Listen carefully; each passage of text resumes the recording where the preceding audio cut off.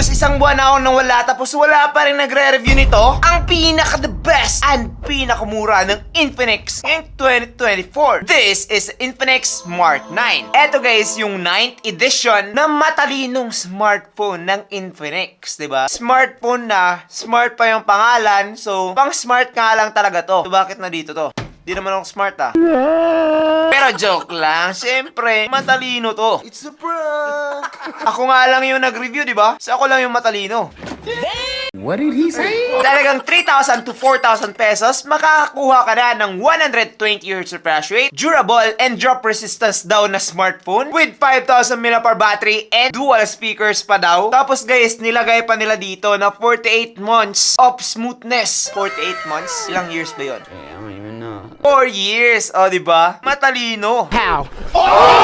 Kaya naman ngayon guys, bago kayo bumili, well definitely watch this full video dahil nga magkakaroon tayo ng unboxing and full review para naman malaman ninyo kung sulit nga ba talaga yung pera ninyo dito o di ka naman sasayang lang kayo. So ano pang hinihintay natin? Magsimula tayo in 3, 2, 1, let's go!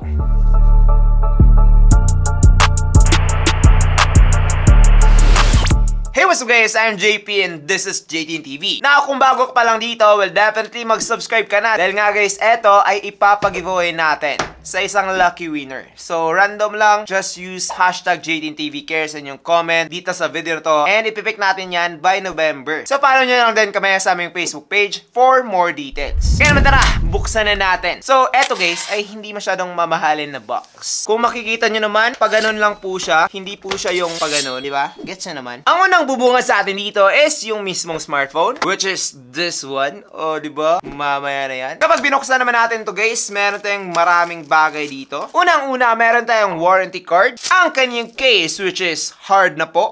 Diba? Dalawang beses na yan! Hard case. After that, meron tayong Type A to Type C na cable, yung kanyang 10 watts charging adapter, and lastly, yung kanyang nakabalot na SIM ejector pin. So overall, eto lang naman yung laman ng box itong Infinix Smart 9. Huwag na kayong maghanap ng iba. Hindi na kayo marunong makontento nun. So, eto na guys, si Infinix Smart 9. Tanggalin muna natin to. Sagabal to eh. As you can see, napakaganda, napaka-premium talaga nitong phone ito. Medyo kakaiba na talaga siya compared sa design ng Infinix Smart 8. Para sa akin guys, big improvement talaga to pagdating sa kanyang design. Kung makikita nyo naman, meron tayong kulay na titanium dito and meron ka pa iba't ibang option katulad na naman ng black and green. Dito sa kanyang likod, meron tayong dual camera with LED flash. Dalawa ba to? Tingnan natin. Oh. So isa lang po yung flash nitong phone na to. Oh no, dalawa pala. Bro, I'm out, man. That nigga's tripping. So as you can see guys, eto yung sa taas na flash and eto naman yung sa baba. O diba? Mas maliwanag. So at least meron tayong 2 option dito. Ay, hindi pala. Ha? Meron tayong 4 guys. Pwede ring front and pwede ring 360. Oh, diba? Ang cool. Asawa ni ante.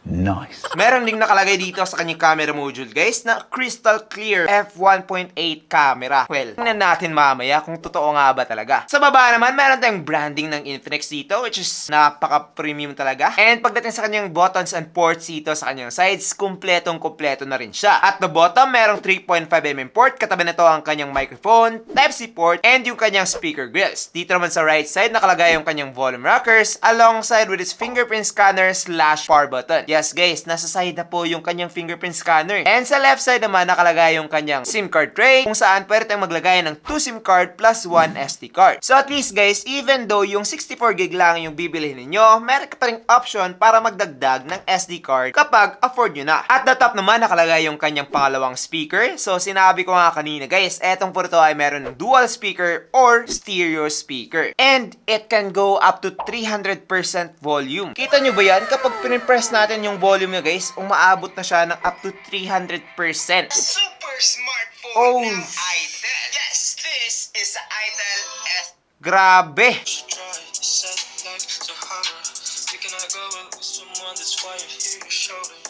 malakas na, maganda pa yung speaker nito. And probably, it's much better compared sa mga ibang phones at this price point. Yes guys, maganda na talaga to sa presyong 4,000 pesos below. Also guys, etong phone na to ay supported na ng IP54. That is why kapag kayo ay palaging nauulanan sa inyong mga trabaho o di ka naman nababasa kapag nagugas kayo ng plato, well, hindi na kayo mag-worry with this phone. Basta wag nyo lang siyang ilulublob or ilulubog ng matagal, walang mangyayaring damage dito sa phone na to. So, protected na po ito. And also guys, as they said, durable and drop resistance. Just look at that. O, diba? Walang ka-damage. Also, meron din siyang kasamang case. Dagdag protection na naman yon. So, overall, for its build quality, this phone is really top-notch pagdating dito sa price na to. So, hindi ko talaga alam kung bakit wala pa rin nagre-review nito ng mga big time. Ako pa lang. Okay. Ulit-ulitin ko pa ba?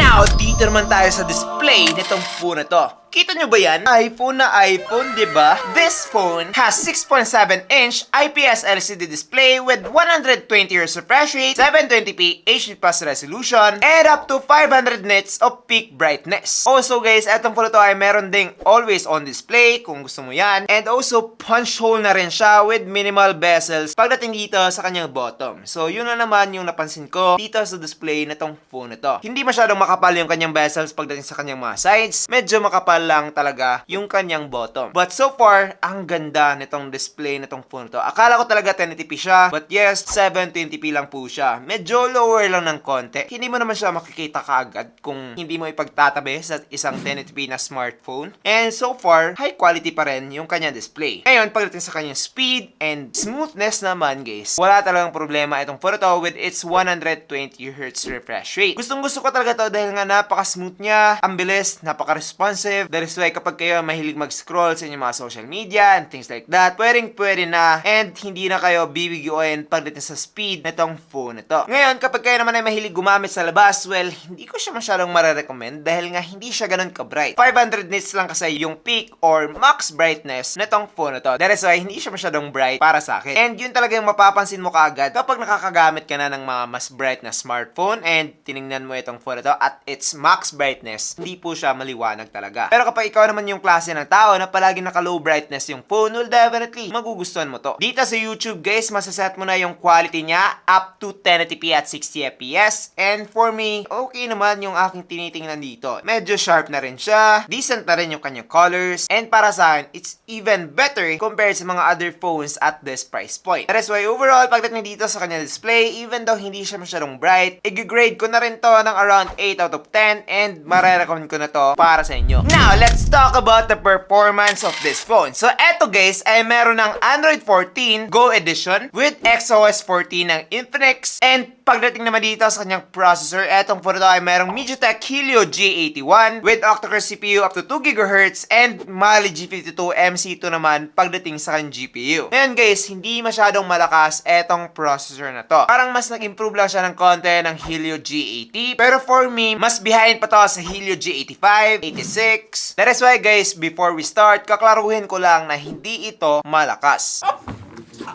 Also, because Go Edition lang itong phone na to, hindi mo ma-maximize yung mga feature na nandun sa full Android 14. Kumbaga, kung sa Facebook app, etong phone na to ay Facebook Lite lang. That is why yung mga nakalagay dito na apps guys, katulad na lamang ng Facebook and TikTok, ay mga light lang na version. Ngayon, dito naman sa Antutu benchmark guys, nakakuha na itong phone na to ng 242,000. And for me, okay na yon. Kapag Mobile Legends lang naman yung laruin niyo, kung makikita nyo naman, smooth pa rin etong phone na to as long as meron kayong magandang connection. Siguro lang meron siyang mga paunti-unting frame drops minsan, especially kapag nag-init na siya. Pero so far guys, playable naman yung Mobile Legends dito. Basta isa-set nyo lang siya ng mabuti pagdating sa kanyang settings. Huwag nyo lang talagang higitan yung kanyang recommended na settings and you will be good to go. Ngayon guys, dito naman sa Call of Duty, nagandaan talaga nung maglaro dito sa phone to dahil nga meron na siyang 300% volume na dual speaker. And In that way, mas mafe-feel mo talaga yung paglaro ng Call of Duty dito since baril-barila naman yon. And maririnig mo talaga yung galawan ng mga kalaban, yung baril-barilan, and things like that. So pagdating sa Call of Duty guys, mas immersive na yung gameplay ninyo with this phone. Siyempre, since medyo mabigat naman yung Call of Duty,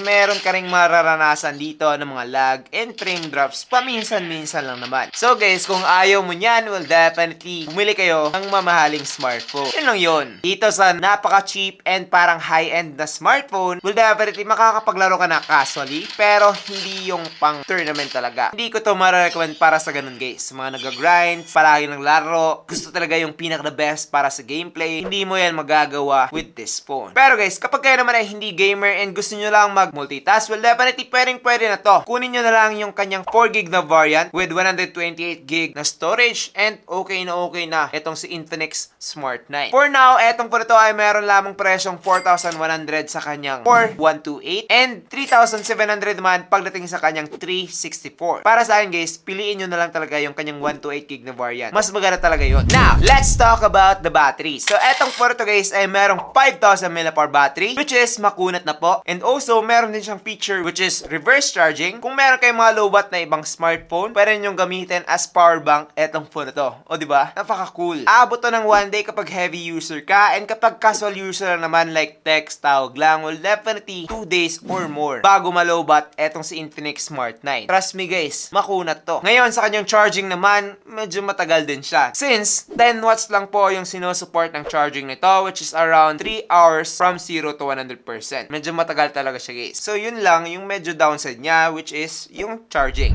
Now, pag-usapan naman natin yung kanyang camera dito. So etong po ito ay merong 13MP main camera which is f1.8 and isang auxiliary lens which is hindi natin alam kung ilang MP. Pwede rin natin sabihin na dagdag camera lang. Wala talagang real purpose. Sa kanyang selfie camera naman, meron tayong 8MP dito. And kung makikita nyo naman yung mga result na nakuha ko with this phone guys, as long as meron kang enough lighting, maganda yung pagkaka-angle, hindi harsh lighting sa background, o di ka naman napaka-dim or madilim, makakakuha ka na talaga ng magandang larawan with the 13MP na back camera. Pero kapag kulang-kulang naman sa lighting guys, kung makikita nyo naman dito, hindi po siya masyadong maganda. Medyo blurry, not high quality, especially pagdating sa mirror shot guys, hindi ko siya marirecommend. Parang cheap tingnan yung inyong mga photo with this phone. Pero kapag kayo ay merong magandang lighting, maganda yung pagkaka-angle, kung makikita nyo naman, para siyang shot ng iPhone. So marirecommend ko to para sa inyo guys, kapag kayo mahilig mag-picture ng tao and mahilig mag-picture sa labas. Kasi kapag nasa labas kayo, syempre maganda yung lighting, maganda yung pagkakatama sa inyong mga skin tone. That is why maganda rin yung magiging photo nyo dito sa phone na to. Kapag kayo ay mahilig mag-selfie para sa inyong pang my day, gamitin nyo na lang yung kanyang back camera guys, since hindi masyadong high quality or medyo nakukulangan talaga ako sa kanyang selfie camera. 8MP lang kasi to, so medyo expected na yun. Isa sa mga pinakanugustuhan ko talaga sa Infinix na mga smartphone, especially sa kanilang mga pinakamura, is kuhang-kuha pa rin talaga nila yung color science ng kanilang mamahaling smartphone. So most of the time, natural